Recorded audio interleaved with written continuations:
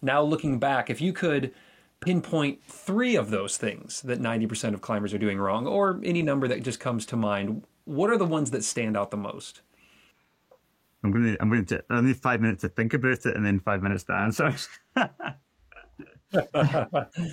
Oh, I always find those difficult, like picking out priorities. I suppose like one would be to recognize that climbing has a broad range of attributes that you need to gain, and so um, it's very easy to get drawn into focusing on your strengths. And focusing on your strengths, maximizing your strengths in any sport is definitely the thing to do. It's very good. It's just that you need to work the weaknesses as well. It's not an either or thing. It's definitely both.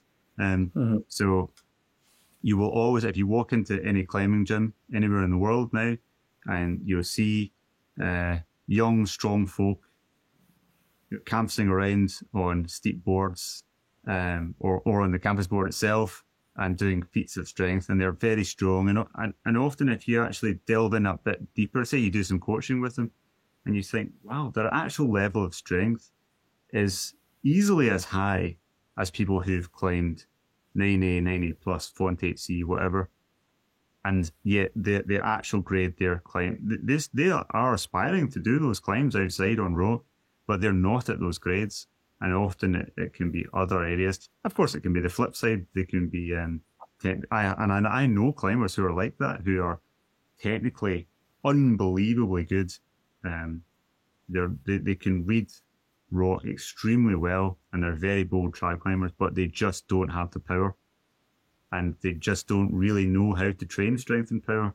And so that you get the whole spectrum of strengths and weaknesses, and that it does come down to being able to recognize those. And that is one of the hardest things, is to see yourself as a coach would see you. That's why a good coach who really can have that insight can be very valuable, even if you only speak to them a few times. But also your friends. I think one thing that I possibly was good at is I often did listen out for the passing comments that friends would make about me, especially good friends who were confident enough to, make fun of you a little bit. And they would often point out the things that you were not very good at, either the skill or the discipline of getting the skill. They might point out that, you're not very good at, paying attention to the detail of your footwork, but they might also point out you're not in the habit of paying attention to it in the first place, and that might be the kind of key to it. So that you can use that to identify both your strengths and your weaknesses. Like I remember once being at a crag with a friend. He was trying a 13A, and we had been at the crag 10 years before, and he had tried that same route and done the moves, but then never come back to it. So he'd come back to it after 10 years, and I was beeling him on it again. And he was like 8 bolts up.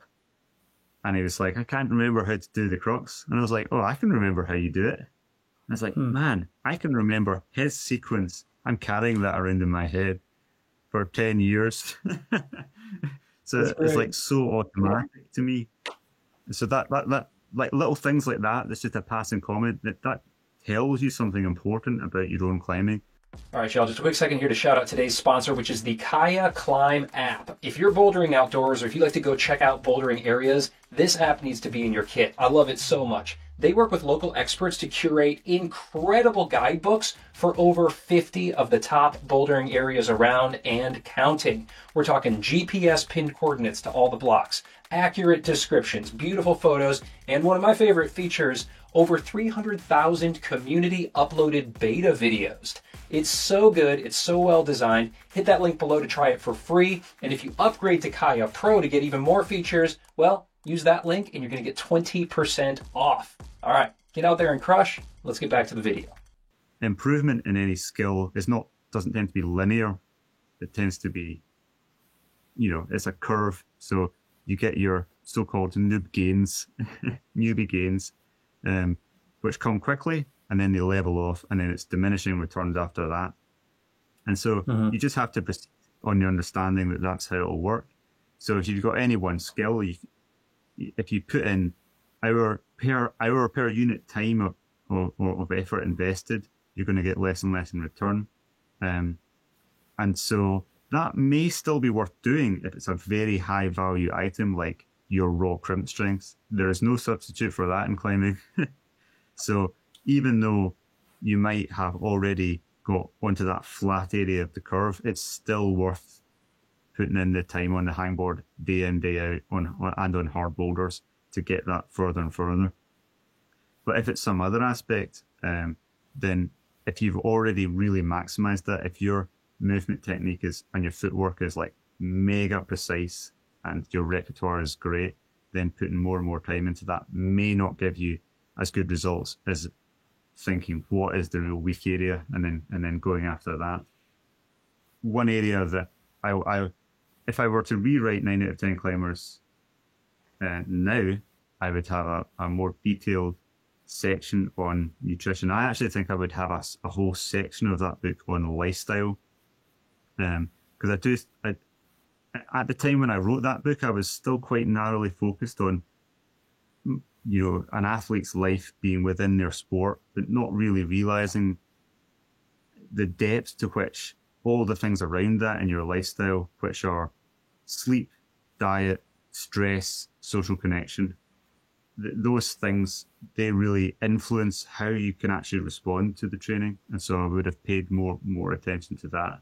I will, just to echo the pickup where you were saying there, I think you just put out fantastic content on YouTube. I'm really grateful that you do. You make so much available at no cost for the climbing community, as you have for many, many years now, decades now, from the blog and the website to now Instagram, your books, to then these adventures that you have just out, oftentimes just yourself.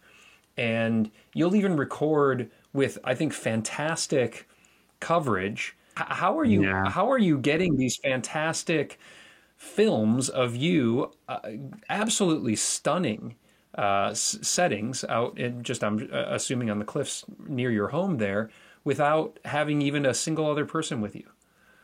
Yeah, well, it's one of the limitations actually that I'm having to kind of come to grips with, is I don't have a team working for me. I mean, I do work with some mixed weather in Scotland, so I do sometimes have to take opportunities at fairly short notice to go and do these things. So I did try and film a couple of easy solos, and I found it technically very challenging. But because it was challenging, I was like, I wonder if I can do it better. So I've done it a few times now, and every time it's been quite challenging and very stressful, even though I'm on very, very easy routes. So that's like setting up a few filming angles and flying the drone, or having the drone in the air and periodically moving it around. And it's been quite challenging. The one I did most recently on Ben Nevis, I keep saying this, like, oh, that's the limit. I don't want to, I wouldn't want to do any more. I think the worst that would happen, hopefully, is that I would just lose the drone. But yeah, don't know. It's challenging, but I quite like it as well. It's great.